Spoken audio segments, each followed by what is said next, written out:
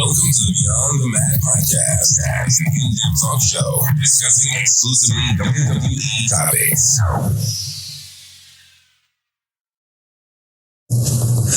My name's Rick Boogs, and I came to rock with the Beyond the Mat podcast that is beyond the M-A-T-T podcast.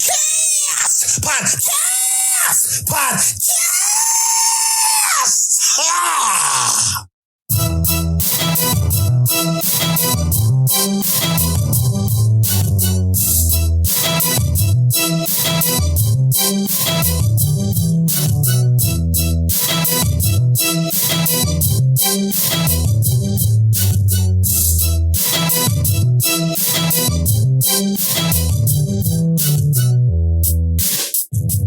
Alright guys, welcome to Beyond the Mat. We are going to be doing the post show for WWE Smackdown, May 27th, 2022. Getting this one out a little bit late, as I mentioned to my followers and loyal listeners, patrons alike, that my work schedule prohibited me from being able to put this together for you quick enough, but I got myself ready to go now, and I'll get this out to you and have something else by the end of the weekend as well. I also have some news here from a tenured member of the creative staff. I'm going to get right to it, not make you guys have to wait through any of the ads. But before I get to that, I do want to mention about the ads. You can avoid them by joining our Patreon for just $1 a month. And if you join for $1 a month, you will get the benefits of the highest tiers if you join before the end of July.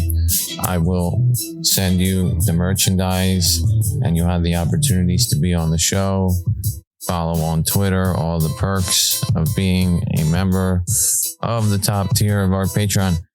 We also would love for you to leave a 5-star rating on Apple Podcasts or whatever podcast platform you are on, and follow us on Twitter at BeyondMattWWE. Post us a question, DM, we'll mention it on the show. But also email us at matt@beyondthemat.com. Any question, any topic, we will talk about it as long as it's not inappropriate to do so. Now, to the breaking news. This isn't news that Dave Meltzer's reporting or that Fightful's reporting or anything like that. This is news that I've gotten exclusively. I can't mention completely what I've gotten, but it sheds light on what WWE has been doing now.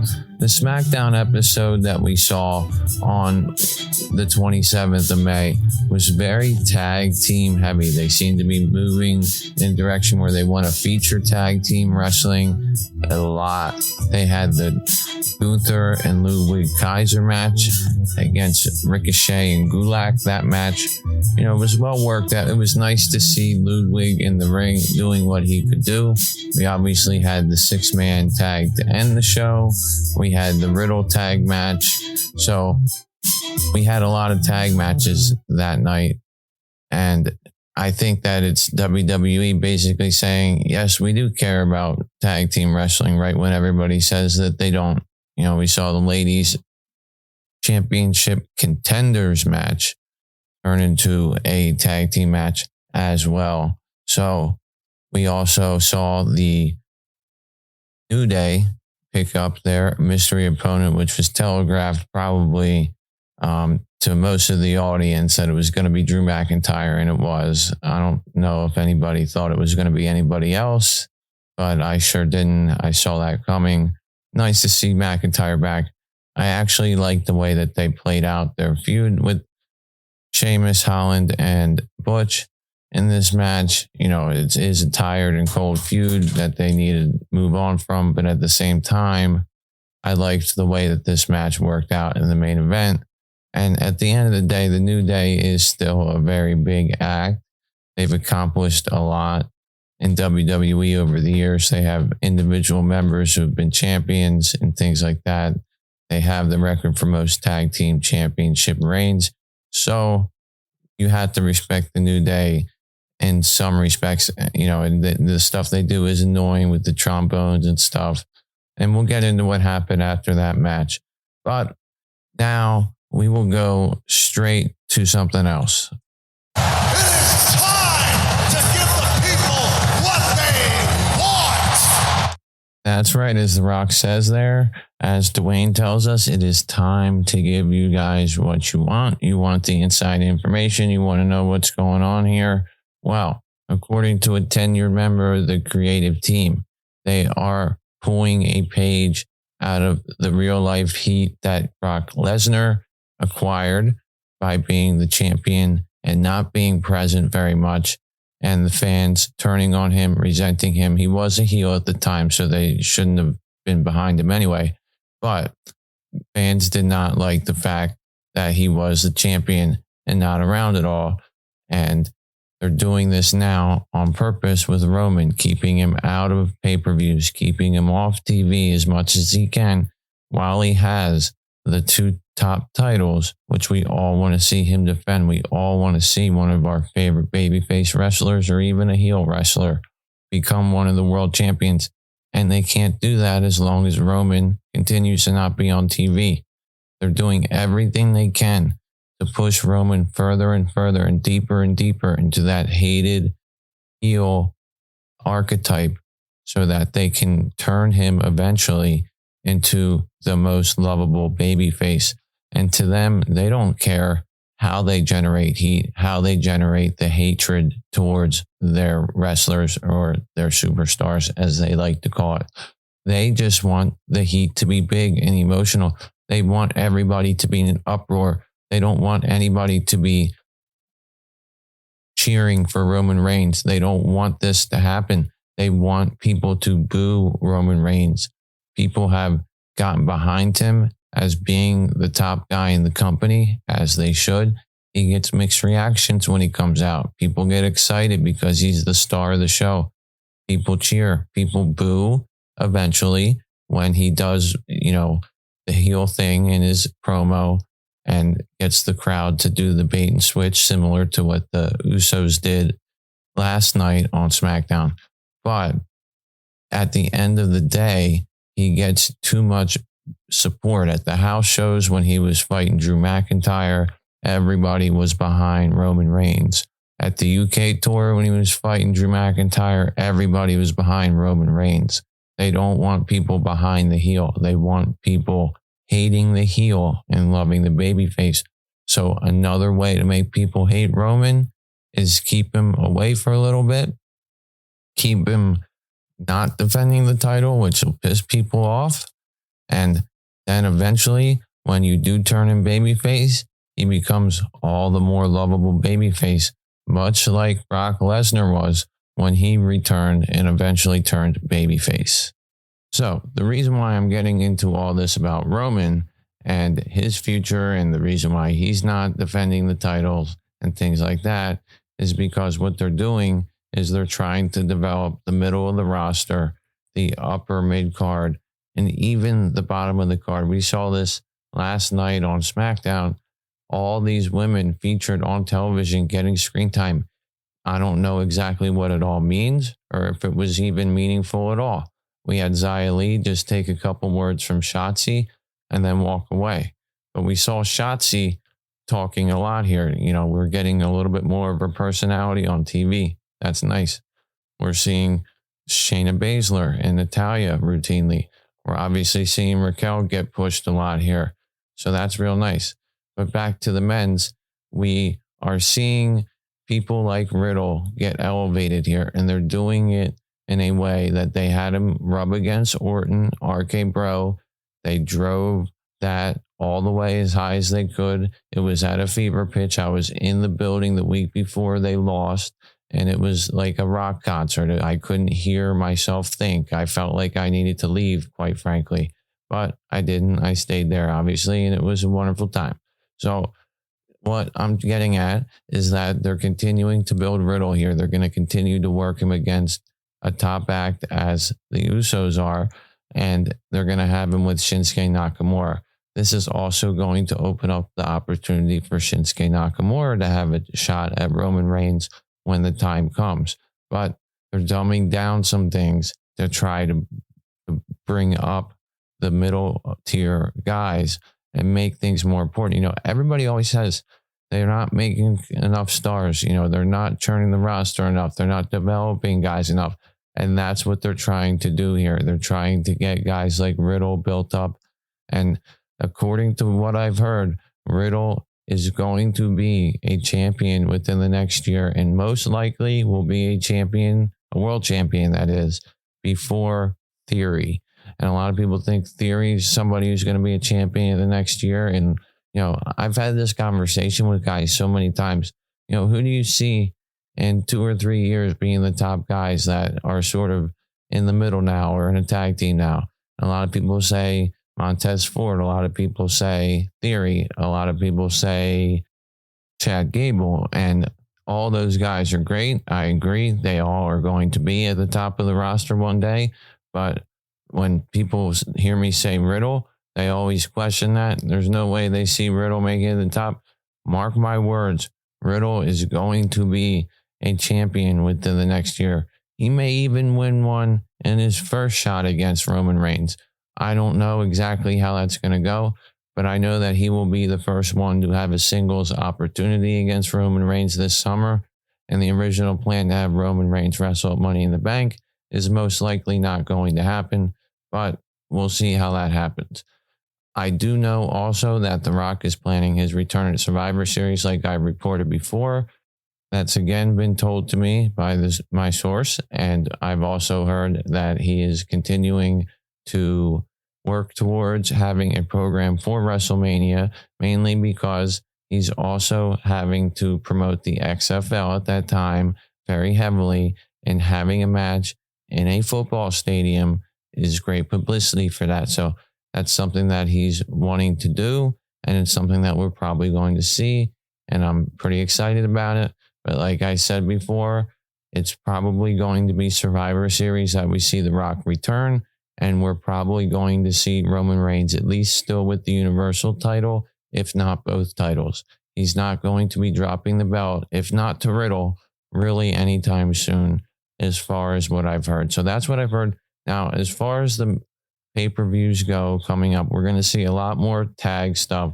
We're going to see Ronda Rousey basically run through the entire SmackDown roster, and I think that's what they're setting up here, as we see Shotzi trying to rally the troops backstage to overcome the fact that Raquel's been taking the open challenges and they're not getting the challenges in the title shots.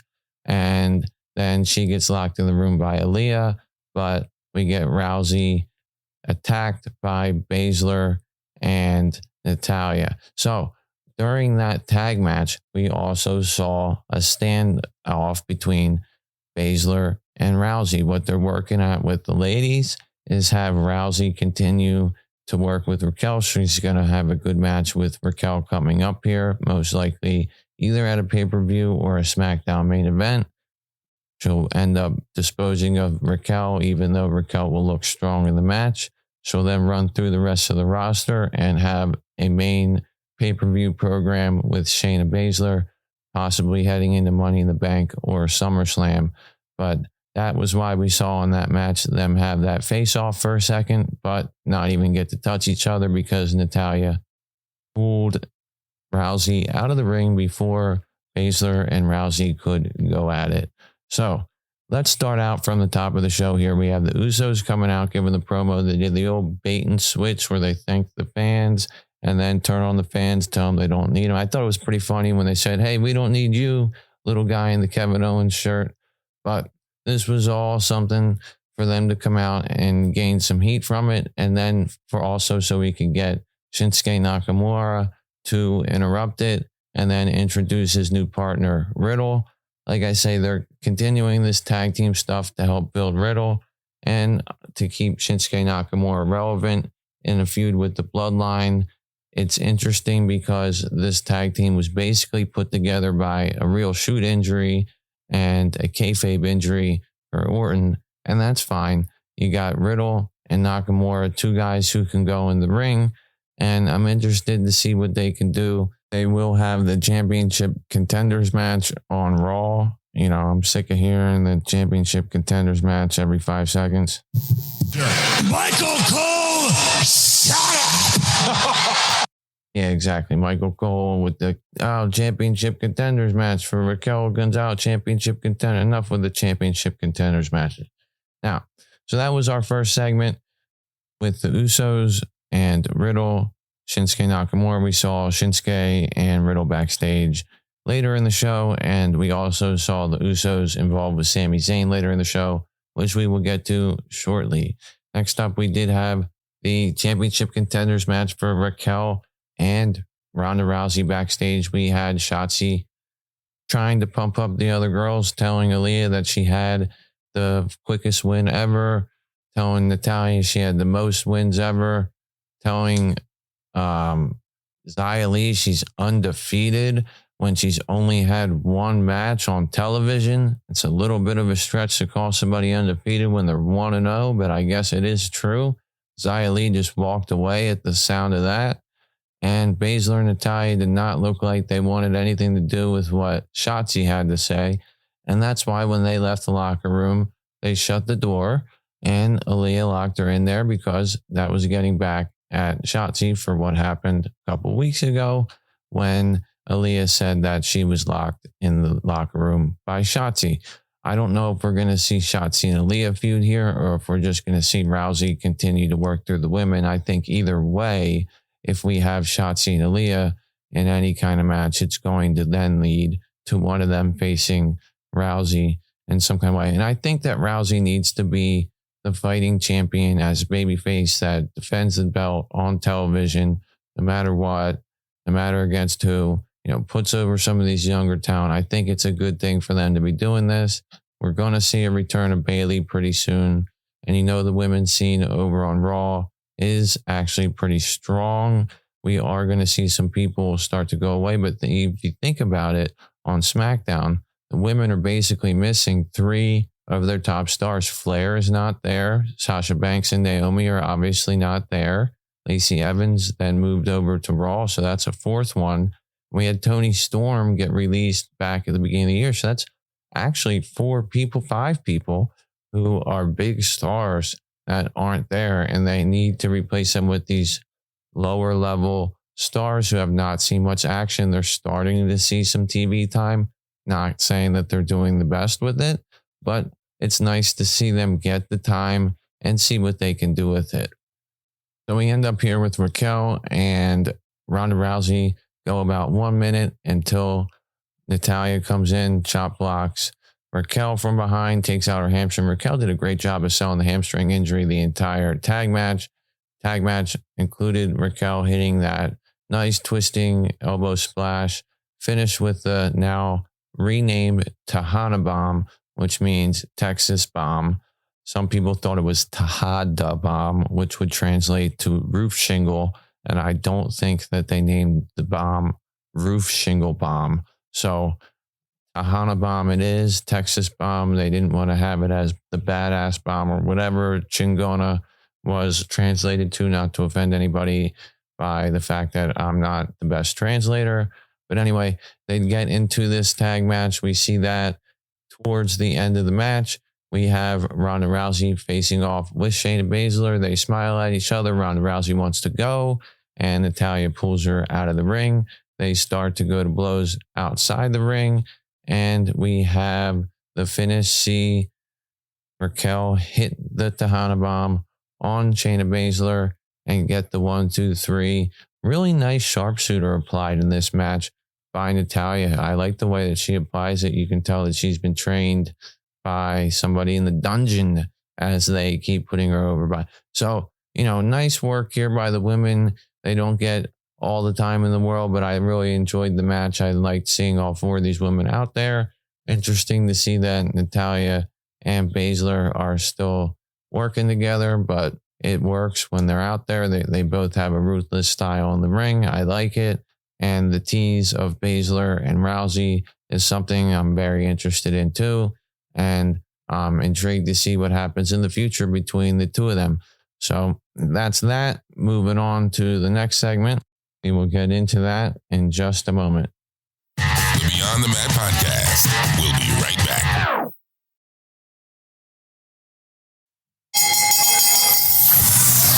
Welcome back for the Beyond the Mat podcast. All right, guys, back to Beyond the Mat here. Like I say, if you want to get rid of those ads, please become a patron. $1 a month, and you will get rid of all the ads, and you will get some merchandise, get some involvement in the show, and some insider information. We're getting ready to get that stuff posted up on Patreon as soon as possible, and it's really going to take off pretty big here coming up soon. But moving on with SmackDown from May 27th. This show was in Little Rock, Arkansas, by the way. But anyway, we have Jinder Mahal and Shanky in a tag team match here against Los Lotharios. And in this match, we see prior to it backstage, Shanky, grooving to some music. Jinder Mahal doesn't like it. They've been teasing some dissension between the two of these guys. During the match, Angel Garza gets to the ringside area, goes over near the timekeeper's area to the ring announcer Samantha Urban and starts dancing for her, rips off his pants to expose that he had button-ons or whatever that only reveal his trunks and his boots, continues to dance. Shanky comes up behind him, clocks him in the head, takes him out with the super kick. While this is happening, Jinder Mahal is, in the ring saying, what the hell's going on here? What's Shanky doing? Stop. He gets distracted. Humberto hits a nice springboard kick to Jinder Mahal's head, pins him for the 1-2-3.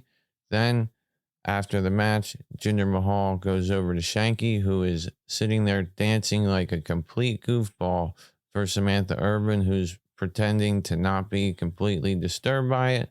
And Shanky tells Jinder Mahal to get lost. He basically flicks him, says, get out of here. So I don't know if we're seeing a complete breakup between the two of these guys, if we're going to see a feud between the two of these guys, but we're definitely seeing some kind of a character change for Shanky. He's becoming a little bit more fun-loving out there, dancing to this stuff, grooving. Wasn't a huge fan of the match, not a huge fan of really Jinder Mahal and Shanky as a whole. I am a fan of the character change, want to see where it goes.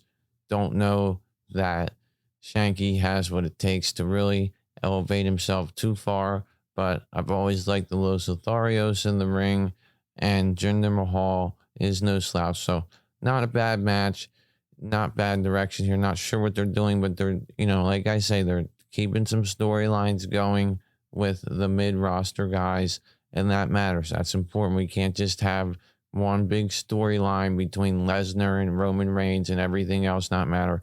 Everything needs to mean something. So that's what matters to me the most. Next up, we had the KO show. This was great. Sami Zayn was involved in this. Now, KO's out here talking to Sami Zayn, telling him that he's always had Zayn's back and all this stuff. Zayn's in here talking about how he now has all these obligations, being the locker room leader and being, a trusted liaison for the bloodline. Zayn's then telling Kevin Owens that, he believes him about the Elias stuff and all this stuff. And then he calls Kevin Owens Oos. And Kevin Owens doesn't like this about him being called Oos. And he says, do you really think that you're part of the bloodline? They don't really care about you. And Sammy then, kind of looks distraught. We have Kevin Owens and say, if they really back you, then they'll come out here if I call them right now. He calls the bloodline out. They don't show up. Sammy looks confused and says, listen, it doesn't really matter. Then we have Sammy and Kevin Owens sitting there saying, you're a liar, you're a liar, you're a liar, you're a liar, you're a liar, you're a liar, back and forth. We get liar, liar, pants on fire from Zayn. Owens says, that's too far. My pants are not on fire. And at the end of the day, Zayn walked away. KO said, come on, man, just stick with me. And Zayn pushed him into the barricade and walked away. Now, the best part of this maybe was afterwards, Kevin Owens got pissed off. They showed the guys in the ring cleaning up the set, and I knew as soon as they focused on those guys, something was going to happen. Owens went into the ring. Two guys were taking down the KO show signs off the easels. He kicked one guy, hit him with a stunner. The second guy, I have no idea why he didn't just roll out of the ring and get out of Dodge. Instead, he stood there and just looked at Kevin Owens. He even took a couple steps towards him, sort of with his hands in the air as if, what are you doing, dude? And then he ate a stunner himself. I love the trashing of the set and the stunners at the end from Kevin Owens. It almost puts him in that Stone Cold category of don't trust anybody. I'm just going to stun these guys because I'm pissed off and, F you or whatever. So I enjoyed the segment. I enjoyed the fact that, Owens and Zayn were sort of getting along until eventually Zayn snapped and told KO that, he was full of crap with all the Elias and Ezekiel stuff and he was just shaved. And then KO snapped about Zayn being a part of the bloodline. Now, later on backstage, Zayn goes up to the Usos and asks them if he can be an honorary member of the bloodline. And they give him a hug. They tell him that they got his back. They're always with him. And then at the end of it, when Sammy feels comforted by these guys, they turn on him and make him feel completely terrible. So, in both of those segments, you had Kevin Owens and Zayn, showing their loyalty for one another. And then Zayn ending up saying, F you, Kevin. I really have something I need to deal with the bloodline. And Owens is calling BS on that. And then Zayn goes after ditching his friend KO and goes to the Usos and assumes he's part of the bloodline and does so in the Sami Zayn way, which is great. And he ends up getting his feelings completely crushed and his hopes dashed by the Usos, who basically made him feel like crap and not part of the bloodline and made everything Kevin Owens said true. And I just thought that was so well done. It was so well executed by Sami Zayn and so well executed by the Usos. Jey Uso is becoming so good at his part on the mic and at his promos. I'm really enjoying the way he's working. And I'm interested to see exactly what happens between Zayn and the bloodline now, as well as Zayn and KO. Because, it's just, you watch this thing and you have Zayn, getting emotional like he does and really wanting to be a part of the bloodline. He gets to that moment of feeling like they have his back and then boom, they say no. And the same kind of thing happened with the KO show. They had KO and Zayn talking and it feels like somebody's got KO's back as far as the Elias Ezekiel argument. And then Zayn's too busy being an honorary part of the bloodline, according to himself. And, KO calls him out for that. But Zayn ends up pushing KO away and telling him that he needs to go take care of the bloodline and lead his locker room. So both of them got their feelings hurt in a situation where they felt secure by the other party that they were talking to. And I keep talking about feelings and hurting their feelings, but both of them, got a reason to be pissed off or start some sort of feud with somebody because of the fact that they were basically alienated at the end of both of these conversations. Moving on, we have Gunther and Luba Kaiser taking on Intercontinental Champion Ricochet and Drew Gulak, the glorified jobber. And this was a good match. I was very, very pleased to see the way that Luba Kaiser worked in the ring. He was great. Now having him and Gunther being able to tag together allows Gunther to actually lose a couple matches by Kaiser eating the pins if they need to do that, as far as the way the WWE books things. Definitely seeing a feud here, obviously, between Ricochet and Gunther because of the fact that Gunther attacked Ricochet after the match, hit him with a boot while he was trying to tend to Gulak after Gulak took the pin when Luba Kaiser took him out. And, Luba looked strong in there. He did a nice Northern Lights suplex. I liked it.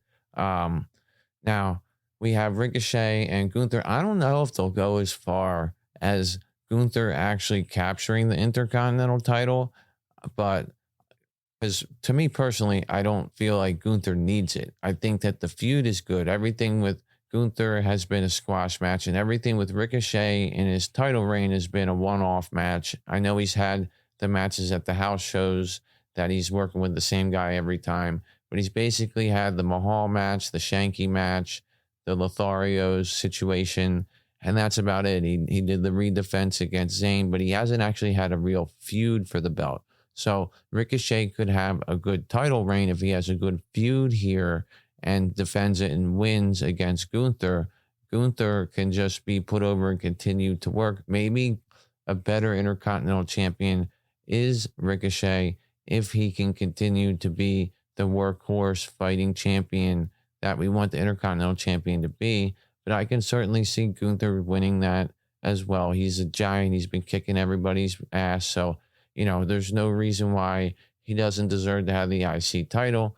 But if they are going to continue to have it on Ricochet and he's going to be this fighting champion, having this feud certainly builds the credibility of his title reign and also creates something important for Gunther to do. Whether he captures the belt or not, he'll continue to look stronger, and his group with Luba, Kaiser will continue to grow. So I like the storyline development there. Gulak, I don't know where he fits into all this crap, but I like Luba, Kaiser, and I like Gunther, the way that that's working out.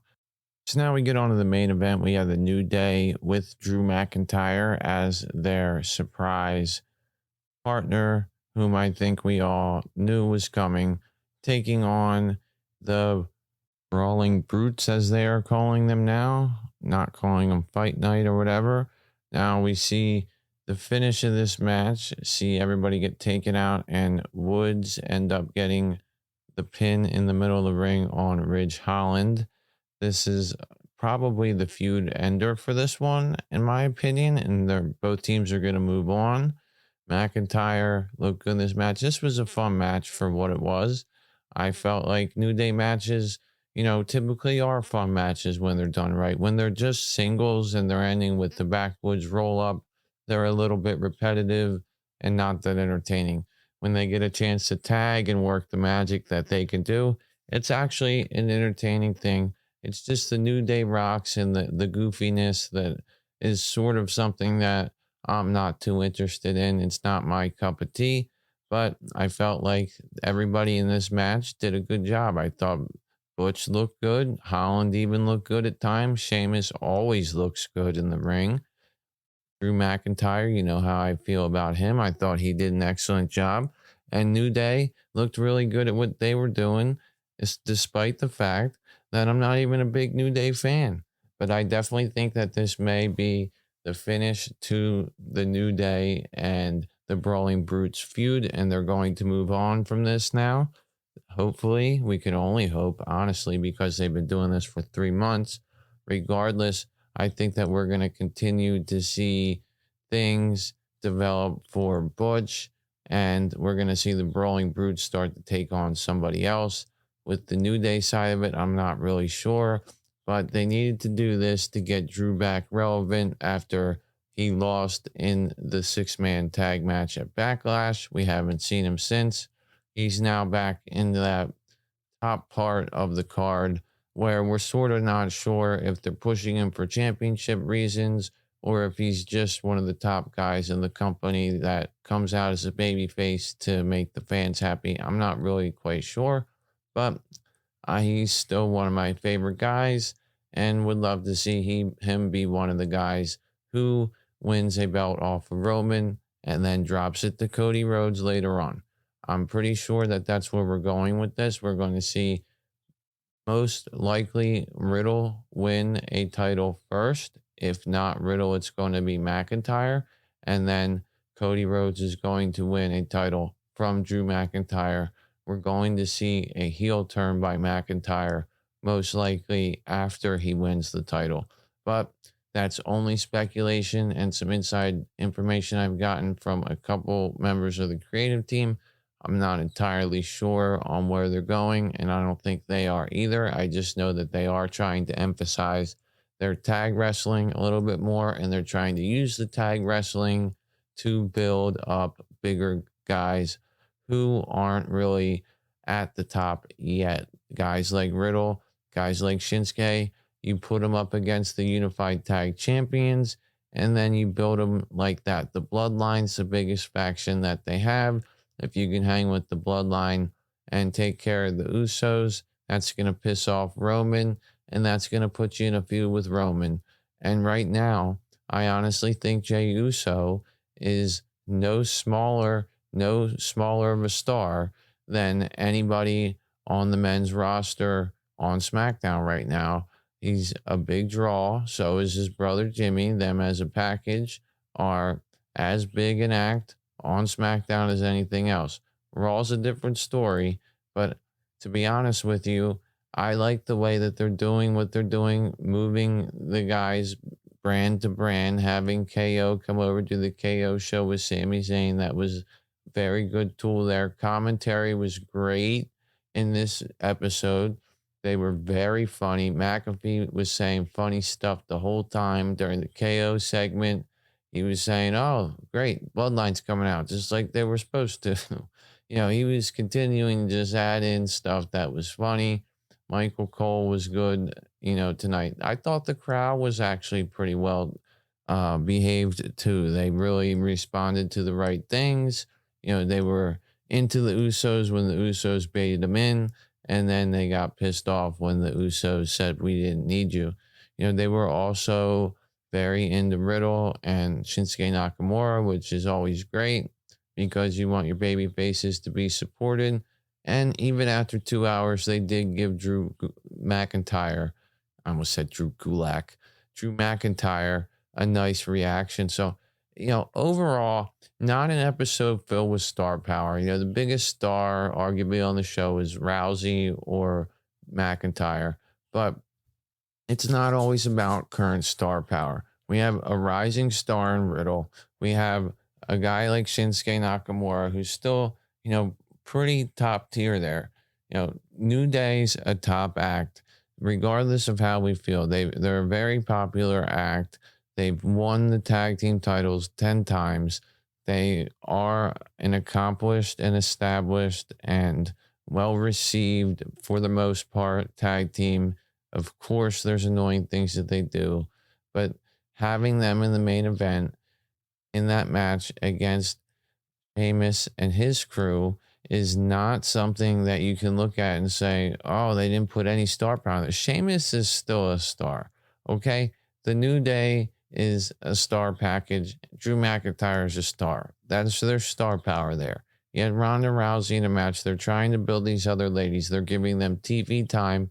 There's some significant progress there. We're seeing women that we haven't seen get any time, get more time. Maybe it's because there's no Boss and Glow entrance that takes 15 minutes by the time their match starts because they have to I don't know. I'm not speculating that anything about Sasha Banks and Naomi is leading to anything that's happening now. I'm only evaluating the fact that we're seeing more of the lower card ladies get more television time now that some of the upper card ladies, such as Flair, Naomi, Banks, and others, aren't there. Of course, we're going to see Bayley come back soon, but I think they're saving that for sometime in the summer for a bigger show. And I definitely see Baszler and Rousey as one of the bigger feuds that Rousey will do. Rousey will do television matches continually to defend the title as a babyface fighting champion, as she should, but we likely won't see her have a significant feud where there's any doubt that she may lose that title until we see Baszler and Rousey, which I think would be a great match. There's a lot of times where I see Baszler in the ring and, she's a legit badass, but she doesn't always jive well with who she's up against. She did not seem like she had great chemistry with Raquel. Raquel did a great job at what she was doing. She was selling that hamstring in the match, acting like the hamstring was hanging her up a lot. Like she could barely do the moves she was trying to do except for the hamstring. She went for, some kind of slam, but the hamstring gave out. and Baszler worked on the hamstring. I like stories like that in the match. That's good work by them. At the end of the day, though, when they were doing certain things, there was a lot of stutter stepping and just mistiming, which could be Raquel being new and her not working with Baszler that often, but it also could be Baszler not exactly having the timing to work with certain people, because I've seen this in the past with other people. I've seen Baszler working with Rhea Ripley or with Liv Morgan, and the timing just is off. Put her in the ring with Rousey and they have a hell of a freaking match. Put her in the ring with Lynch, they have a hell of a freaking match. So they've had matches with Baszler that are great. I think her and Rousey would be great as well.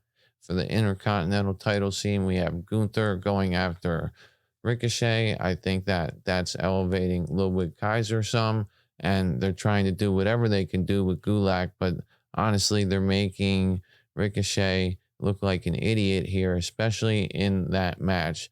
Gulak's in there getting his ass kicked, about to lose, and Ricochet's just outside barely selling, just wiping his face, and then climbs up to the ring as the pin's happening. Doesn't even make an attempt to make the save. In the Shanky tag match, he could have made a save, but hesitated outside of the ring doing nothing until the referee got to 2.5, and then he went and tried to run into the ring. So there's sort of things that production-wise are inconsistent with the show, but I like the way that they're incorporating different talent and trying different ways to further storylines, to start new storylines, and to build new stars, which is something that we always knock WWE for. Where are the new stars? They can only build one star. What they're trying to do is build up guys like Riddle, guys like Theory. You already have your Seth Rollins, your Cody Rhodes, your Kevin Owens, your Drew McIntyres, your big stars, your Randy Ortons when he's there, your Edge, your AJ Styles. But if you make Roman an even more hated character, then when he feuds with Riddle, it'll put Riddle over even more. And when he feuds with somebody else, it'll put them over even more. So what they're trying to do is like a multi-pronged attack here to build more people, to generate more heat on Roman, get him 100% booed everywhere he goes instead of people cheering him, and try to get your guys built to be able to beat him. And the first person to beat him will be somebody that they want to build up and give the distinction of having dethroned Roman Reigns from the longest reign ever, because I do think he will carry the Universal title or whatever title to break the Bruno Sammartino record. That's about all I have tonight, guys. Remember to like the podcast on whatever platform you're on. Subscribe if you can.